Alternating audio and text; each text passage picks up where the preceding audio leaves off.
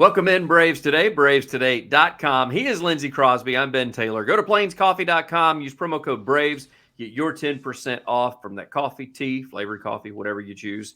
Lindsay, are the Braves balls dead? And I asked that serious question because home runs are down.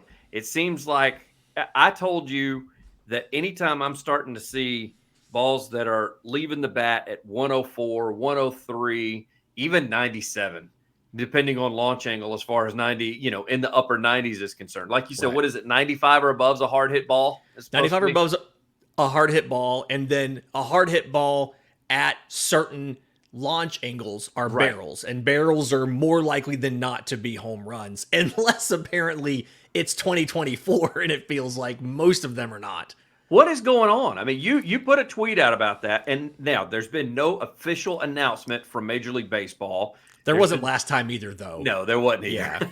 Yeah. It was one of those things where the players basically called Major League Baseball out, and then somebody was like, yeah, we kind of switched them out. Some researcher went and literally they bought game used balls and they cut them open and they measured them and all that stuff. Yeah. Okay, so the tweet that you're referencing here was during, I think it was game 2 of that Seattle series. Yep. Matt Olson hit a ball to left, 105.2 off the bat, 23-degree launch angle, which is a barrel, and it was caught for a fly out just shy of the warning track. Yeah, didn't even make the track. Didn't go up against the wall. Nothing like that. This is absurd. And shout out Grant McCauley, Braves reporter, everywhere just about.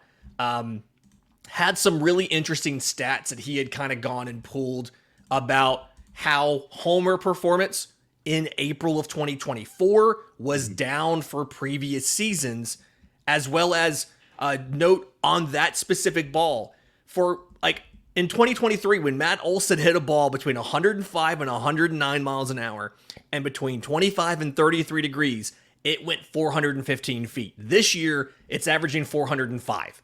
So it's going 10 foot shorter. Granted, we've had some cold weather and some stuff, and as it warms up, that may change a bit, but interesting. But no, Grant's thing here. Last year, guess how many teams had more than 30 home runs in the month of April? Oh, I would have no idea whatsoever. 18. Okay. Had 18 teams in 2023 had 30 home runs or more. In 2024, 8. In 2023, 10 teams had 35 homers or more. This year, 1. See, that... Oh, there's more. There's more. Okay. Last year... Oh, wait, there's more. But wait, there's more. In 2023, 4 teams had 40 or more home runs in April, and 1 team had 50 or more home runs. This year, 1 team has over 40 home runs, and nobody has 50. And when you look at a lot of the other statistics, batting average, very similar to 2023. On base, very similar to 2023. Slugging's down 30 points. Even expected slugging, which is where StatCast goes and says, hey, for a ball hit this hard and hit this hard at this launch angle in this weather conditions, temperature, wind, all of that, even there's a 20-point difference in what StatCast says batted balls in the past have done under those conditions and what they've actually done this year. And so MLB's not confirmed this. They're not ever going to confirm this. This is what they do. But the balls feel like they're different. They really, the players are acting like they're different. I personally think, and I don't know if I discussed this on a local radio show on Tuesday, about you see guys like Ronald Acuna Jr. who are all of a sudden struggling with fastballs. And to me, if the ball is moving differently, I think that's going to come up the most on fastballs, because that's the pitch that inherently has the least movement. So any movement, any change in the movement to a fastball, it's going to be a bigger impact than if you have a curveball go from 60 inches of break to 62 or 58, right? Yeah. But if you take a fastball that's going 16 inches of induced vertical break and all of a sudden it's got 18 or 19 or 14 or whatever, that's a bigger difference. And so this is all speculation, but the balls have to be different. This isn't just bitter Atlanta Braves fan, mad his team's not hitting home runs. Well, no, I'm still bitter. To be different. I'm still bitter. Like I'm still upset that it's not happening. But it's like I told you before we got on the pod, we were talking a little bit, and I said it's just been amazing to me the balls that you'll see Ozuna fly out deep to left or left center. He started his home run trot, which is a lot of people would say is his full speed run, but still. And then you've got Olsen, same thing, especially this past weekend, that hit a few balls that made it to the track or just short of the track. And he also had kind of started off a little bit early. One of the most telling to me was Arcia, who also hit one in the gap, went to the track. He's usually a hustler. He was trotting around first base thinking that the ball was gone, and then they still caught it on the track. It's just, I think the players think these balls are going to get out of the park after they leave the bat, and then they look up and the guy's camped out. And listen, like you just said, bitter Braves fan, same thing happened in the corner twice with when Adam Duvall was playing in left on the Sunday, where a guy, I forgot who it was that hit the ball, thought it was gone. One dropped at the base of the wall. The other one was caught by Adam Duvall right at the wall, though. Yeah, at the wall. And both of those players thought the ball was gone. That's why he barely got in for a double when the ball dropped at the wall, and the throw almost got him. So it's not just Atlanta. I think other players are doing that, are hitting these balls, and they hit enough baseballs, Lindsay. They know when the ball leaves the bat what it's supposed to do, and it's not doing it. And as much as we used to clown on Chip Carey for assuming a ball hit to the outfield was going to be a home run, I've noticed a lot of veteran broadcasters.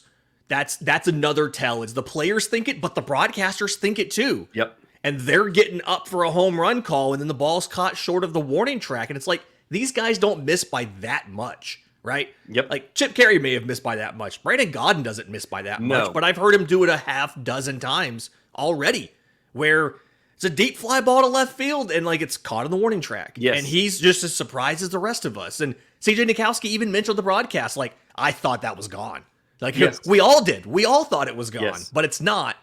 And the only explanation is, not the only, the most likely explanation is that MLB has once again changed the most fundamental part of the sport without telling anybody. And I say that because they've done this before. 2019 was the opposite, where they juiced the ball. Nobody knew about it.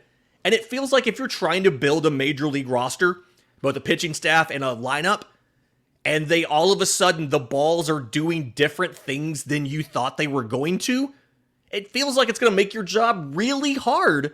Yeah. And it's a complete unforced error of them changing things about the game that didn't need to be changed. Yeah. Or at the very least, not changed in secret. Yeah. Well, and that's the thing. If the players know what to expect, then they can adjust their plate approach and that kind of thing. Now, I will even talk about this from a defensive level, because I was watching highlights the other night. Since it was blacked out on MLB TV, they had some other things where they were showing basically various games. And defensively, their outfielders, and I know people go, well, fundamentals, it is always supposed to be your first step back. No, they're reading the sound of the bat. They're reading the launch angle, and they're thinking that the ball is going to be deeper than it is. And there have been a couple that have almost fallen in front of guys where they've had to make a running catch moving forward, when clearly if they would have read the ball correctly, they would have just been camped out under it, and it would have been a can of corn. It would have been an out, no problem. So I think this is affecting both hitters and defenders that are playing deep just because, or playing shallow. They're able to get to some balls on the track that they may normally not get to. And so I think it's an all-around problem. As you said, Major League Baseball is not going to address it. Yes, we sound like Braves fans that are bitter because the home runs are down, but I saw so many balls this past weekend out of both Seattle and Atlanta that I think should have been out of the ballpark. Both teams should have been out of the ballpark and ended up falling short on the track and nothing to show for it.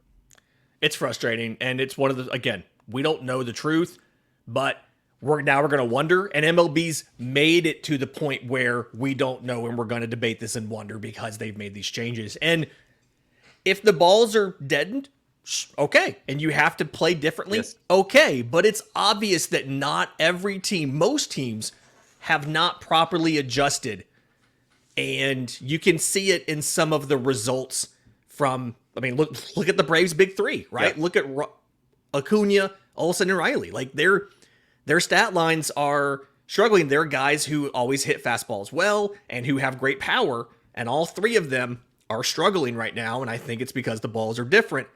Now, maybe Riley's coming out of it. We saw him, with multiple hits the other day. Ronald Acuna Jr. absolutely scalded a ball. Mm-hmm. Hopefully he's kind of getting into form and he's made the adjustments. And Matt Olson's, he's saying the right things. I mean, maybe he's done it too, but this is frustrating, man.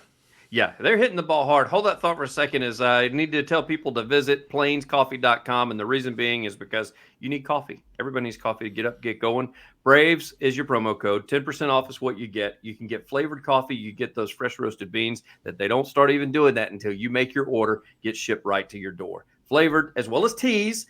Go to plainscoffee.com, promo code Braves, 10% off. You talk about adjustments. I seem to have seen that on Sunday. It looked like they were shortening up and hitting a lot more line drives, paid dividends with a big inning that ended up putting them up by, or giving the Braves 4 runs rather, and ended up making it 5-1, cut to 5-2 before it was all said and done with. But I think the story of the weekend, Lindsay, and you mentioned it, Seattle's pitching is a little bit better than I probably thought they were. Yeah, Seattle's ERA as a staff is 2.96. It's the second best ERA in all of baseball. We knew that this was a really good pitching staff. I don't think we realized how good of a pitching staff that this was. Luis Castillo was a highly sought after trade chip for a reason. Mm-hmm. These are some of the best starters in baseball. Their starters right now are some of the best starters in all of baseball, and their rotation is, what is it? They have the third most wins from their starting pitchers in all of baseball. And I get it. 61% of all of their starts are quality starts, which is by far the best mark. Third place is the Giants at 48%, if that tells you how good it is. Reminder, quality start is 6 innings, 3 runs or less. Just about 2/3 of the time, they're getting a quality start, and that's how it played out in this series. 2 of the 3 were, Atlanta got after Emerson Hancock in game 3. Yep. Cairo, Georgia native, went to UGA, has never faced Atlanta before. His childhood team growing up, the moment was a little big for him. They got to him a little bit. But the first two games were 2 quality starts, dominant performances from Luis Castillo and Kirby, and it's just, we knew they were good. I also don't quite think I realized how good they were because we don't see them all the time. And I think that's the other part is West Coast team. You don't see them a lot. It's when you finally do face them, it's tougher than maybe you realize it was going to be. Yeah, there's only so much that tape can tell. Well, speaking of West Coast and speaking of good pitching, it doesn't get any easier for the Braves as now they're going to travel down to L.A. after a travel day on Thursday. They will open up with L.A. on Friday night. They will face Glasnow. He will be in the rotation, who basically is the statistical leader in all categories as far as L.A. pitching is concerned. Before we even get to the possibilities of who's pitching, Lindsay already wants to make his pitch. Move Glasnow to Sunday, please. Yeah. Okay. So the Friday, Major League Baseball would like you to move Glasnow to Sunday. Let me say that. It's not just me. Okay. So the Friday rotation, Charlie Morton, Gavin Stone. Okay, that's a good matchup. I'm curious to see it. It's an old guy and a young guy. Let's see how they do. Whatever. Saturday, Bryce Elder versus Tyler Glasnow. Okay. You get Glasnow on a weekend in prime time. That's fine. Okay, whatever. 9:10 Eastern is the game time. 10:10 Eastern, by the way, on Friday night. So we're all going to die on Sunday. Yeah, I know. But Sunday. Let me just go ahead and tell y'all, there will be no pod on Friday night. or Saturday night. Saturday night. So just keep that in mind. But Max Fried versus James Paxton on Sunday. That's fine. Okay. Move Paxton to Saturday. And get Elder Paxton and get Fried Glasnow. That's what everybody wants to see. That's what everybody wants to see. So move Paxton up, move Glasnow back, whatever. Give us Fried Glasnow. That's what we want. It's a preview of what you're going to probably see in the postseason if everything works out right. But Morton Stone on Friday, Elder Glasnow on Saturday, Fried Paxton on Sunday. And as far as them in the field, Freddie not having necessarily still got a good year batting average wise. He's kind of fallen in the same category home run wise as the Braves are. But right now, Mookie Betts, he seems to be doing it all. He's the early front runner for MVP. I mean, he's a statistical leader in, I think, RBIs as well as batting average for at least the Dodgers. At least I'm not real sure how he's doing league-wide. But he is having one of those seasons again that Mookie always has. So league-wide, Marcell Ozuna still leads in RBIs. Yep. Mookie leads in runs with 29 and hits with 49 and walks strong with 26. And then his batting average of 377, on base of 481, and OPS plus of 1104. Those are all first place in all of baseball.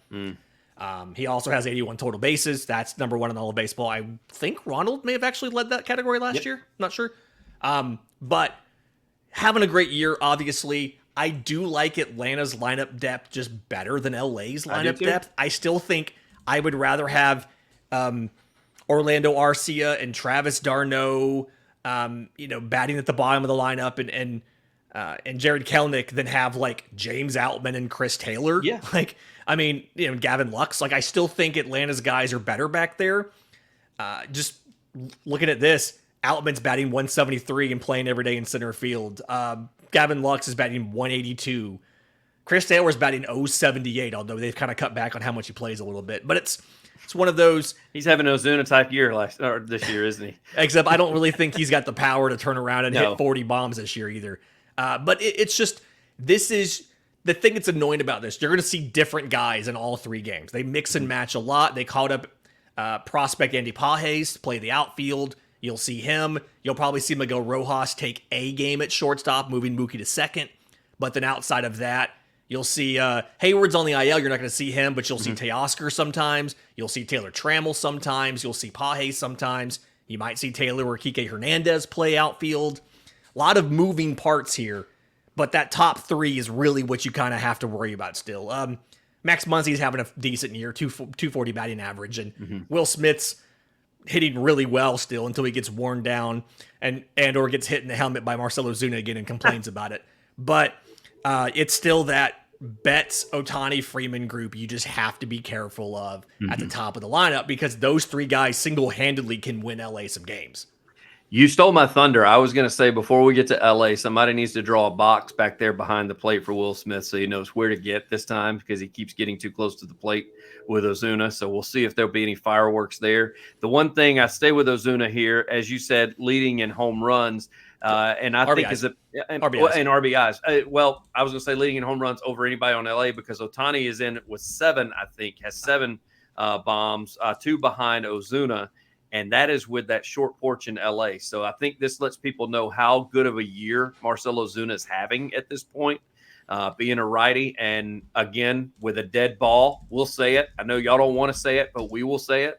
And so, but I get back to that dead ball situation. There were a couple that he hit that he thought were gone that weren't gone in these last couple of series. So I love the matchups as far as the two lineups are concerned. I'm with you. I kind of wish the pitching was a little bit different, just because I'm being a baseball fan and I just want to see what a lot of baseball fans want to see. Exactly. But we will get to see that probably in the playoffs when they're kind of able to pick and choose how they want to do their rotations. But it should be interesting. I'm going to go ahead and I'm going to say 2 of 3 this weekend in LA. See, I'm tempted to say 1 of 3 just simply because some of their hitters are hotter from a power perspective than some of our hitters. But I do think if you're going to get off the power skid, LA's the place to do it. It's 330 to both foul poles, and the fence is 4.5 feet high on the outside. Yep. Bullpen to bullpen, it's like 8 feet. But it's also only 395 to center. So all of these, 105 off the bat, 20-something degree launch angle balls that are going 399 feet, these should be home runs in LA. We'll see if they actually are, but mild temperatures, wind probably won't be blowing in. Wind's literally not much of a factor in LA. So I'm going to stay with my 2 of 3 just because I like you brought it up. I like my guy hitting over 200 with their number 9 guy hitting less than 100. I like the matchups. As the bottom part of the lineup is concerned. And Ronald tends to step up in situations where people have shown who have basically put blood in the water. And last year at the end of the year, that interview, who Ronald still smiles at from time to time, where they interviewed Mookie Betts at the end of the year, and Mookie Betts said, he's the best daggum player I've seen all year long. He deserves the MVP. I think that kind of gives him a little swagger and a little confidence going into the series, where he gets to take on his quote unquote rival that he was called last year all year round and go, okay, if you think I'm the best, let me see if I can show you I'm the best. If I remember right, in the series last year, Ronald locked up MVP, like 3 or 4 home runs in the 3-game series, stole multiple bags, and really kind of like stepped up his game to another level in that series. Let's hope it happens again. If that happens, I think Atlanta's looking at a 2-1. If they don't, I'm going to say 1-2, and I hope I'm wrong. Well, we were both wrong this last weekend. I called a sweep, and you said 2 of 3. So maybe we'll both be wrong this time, and it's a sweep. That would be perfect. That would be absolutely awesome if that were to take Just place. A sweep, and hopefully in our favor, not theirs. Yeah, I got to thinking about that Sunday going into that game. I started to text you and say, hey, I called for the sweep. I didn't mean it this way. I didn't say who was going to sweep who. But I did. I went back and listened. I did say who was going to sweep who. So Dang. It would have really gotten a hold of me. It's been brought to you by Plains Coffee, plainscoffee.com. Promo code Braves, get your 10% off. Lindsay has all of his written work, and there'll be a ton coming out this weekend because we won't be able to sleep very much. So he'll be typing away with his Plains Coffee and his cup right next to him as far as Friday night and Saturday night are concerned. Lindsay, as always, I greatly appreciate it, sir. Thanks, buddy.